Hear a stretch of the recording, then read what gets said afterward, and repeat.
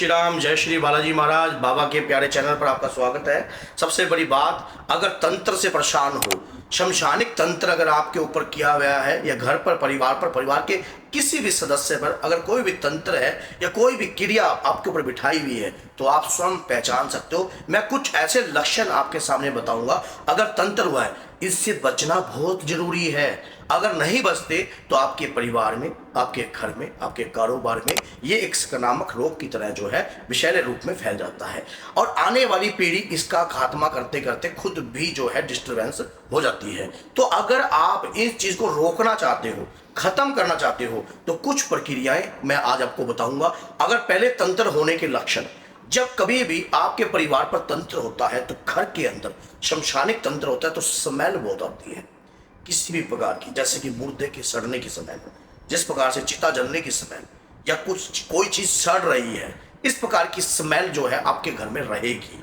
मकानों में तरेड़े ज्यादा उत्पन्न होंगी, मकानों में तरेड़े ज्यादा उत्पन्न होगी।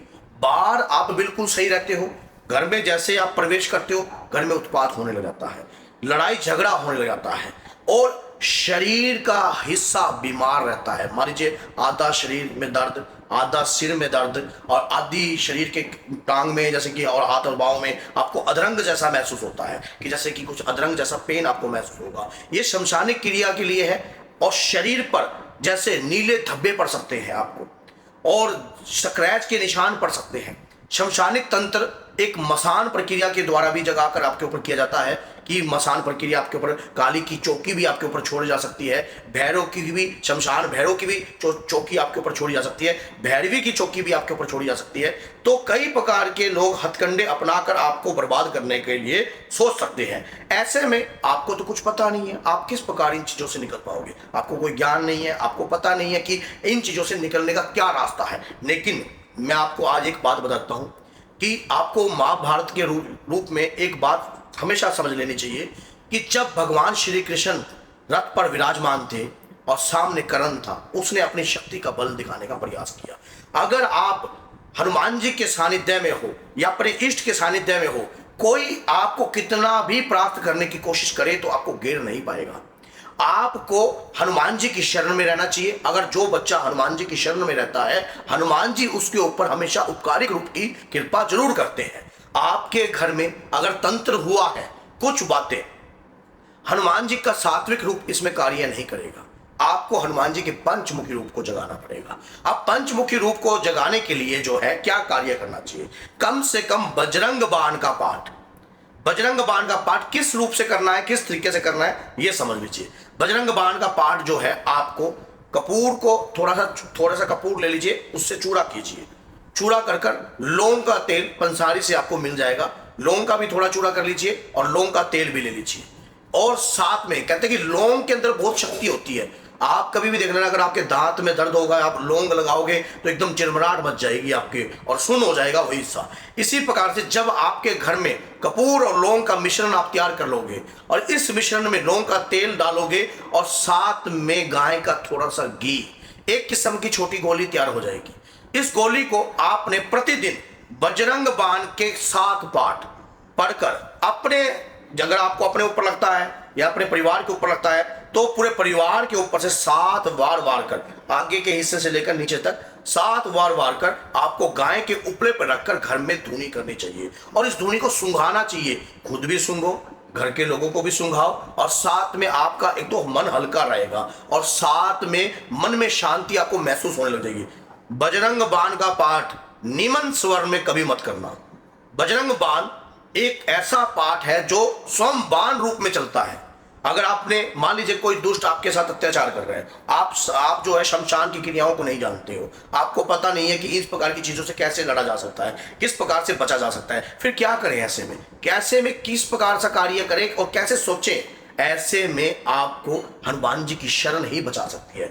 कलयुग के राजा नहीं बल्कि प्रधान रूप के जागृत रूप की शक्ति है वो, और माया का भक्षण करने वाले हैं। जब अहि रावण जैसा अपनी माया के फैलाकर राम और लक्ष्मण को पाताल लोक में ले गया था तो उसी क्षण सारी माया को उन्होंने जो है खंड कर दिया था। आपने देखा कि ब्रह्मास्त्र को भी 1 मिनट में अपने हाथों से उन्होंने तोड़ दिया, लेकिन सम्मान जरूर किया। और वो हर शक्ति का सम्मान करते हैं, लेकिन ये नहीं अगर उनके भक्तों के साथ कोई अत्याचार करे तो वो सहन कर लेंगे। अगर आपके घर में इस प्रकार का कार्य हो रहा है तो आपको घबराने की आवश्यकता नहीं है। एक कलयुग का राजा जो है वो हनुमान जी ही है। इस कलयुग के राजा की शरण में रहकर आप हमेशा सुरक्षित रह सकते हो। जैसे आपने बजरंग बाण का पाठ शुरू कर दिया, 7 बजरंग बाण, और ये गोली आपने जलाई अपने घर के अंदर, थोड़ी ज्यादा क्वांटिटी आप ले लेना, कपूर भी ज्यादा लेना आपके घर में, क्योंकि शमशानिक क्रिया जब भी होती है तो उसको ये चीज बर्दाश्त नहीं होती है।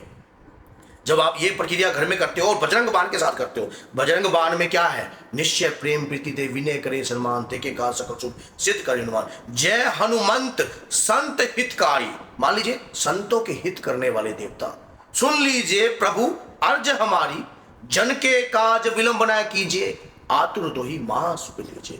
हे प्रभु आप किसी भी कार्य करने में विलंब नहीं करते हो, फिर मेरे काज में क्यों विलंब किया। हे प्रभु मेरे कार्य को पूर्ण कीजिए और मुझे महासुख प्रदान कीजिए। ऐसी अपरंपार कृपा सिर्फ हनुमान जी कर सकते हैं। और अगर आपको तंत्र से लड़ना नहीं आता तो कहते हैं कि लोग कहते हैं कि हनुमान जी क्या तंत्र की काट कर देते। कई लोगों के अंदर इस प्रकार की जब शंका उत्पन्न होती है तो मुझे बड़ा घबराहट महसूस होती है कि हनुमान जी को क्या समझा आपने। हनुमान जी को छोटी मोटी शक्ति थोड़ी ना। हनुमान जी को तो जब हनुमान जी को अपनी शक्तियों को अज्ञात हुआ तो उन्होंने प्रलय ला दी थी, रावण जैसा सिंहासन से नीचे गिर गया था। तो आप सोचो कि जब वो शक्ति जागती है और अपने भक्त के लिए, इनको जगाने के लिए अकेला बजरंग बाण जो है कार्य नहीं करेगा। मैं आपको आज बताता हूं वो राम भगत है। तो राम भगत अगर हनुमान जी को अपनी तरफ करना है, उनकी शक्तियों को अपने घर बुलाना है, अगर उनकी कृपा को पाना है तो राम स्तुति जरूर करनी है। अगर राम स्तुति नहीं करते तो समझ लेना घर के अंदर नेगेटिविटी आपके प्रवेश कर जाएगी। और अगर घर में नेगेटिविटी प्रवेश भी कर गई तब भी बाबा के वीर और दूत इतने प्रभावशाली रूप में आपके घर से तुरंत नकारात्मकता को खींचकर बाहर भगा देंगे और आपके घर में सुख शांति और अपने आप उत्पन्न होने लग जाएगी। एक बात याद रखना, हनुमान जी जब जागते हैं ना तो भूत पिशाच निकट नहीं आवे, महावीर केवल नाम सुनावे। नाम ही काफी है, 1 मैन आर्मी है, नाम ही काफी है। जहां हरि कीर्तन है, जहां हरि कथा है, जहां प्रभु के नाम का सिमरन होता है, इनके इष्ट आराध्य का सिमरन होता है, वहां हनुमान जी का वास जरूर होता है। तंत्र से भयभीत होने की आवश्यकता नहीं है, आपको तंत्र का प्रति जवाब देने की आवश्यकता नहीं है, सिर्फ थोड़ी सूझ और बुझ की आवश्यकता है। कहते कि दुख और सुख तो जीवन के साथी है, एक अभिन्न अंग है, आपके साथ जुड़े हुए हैं। लेकिन जब ये दुख आ रहा है तो समझ लेना ये भी उनकी कृपा से आ रहा है। जब वो काटेंगे शरणागतम आप हो जाइए, हनुमान जी की शरणा में आ जाइए और उसके बाद आप ही अपने भाग्य को बदल सकते हो। और तब भी अगर आपका तंत्र नहीं कटता है तो आप हमसे भी कांटेक्ट कर सकते हो।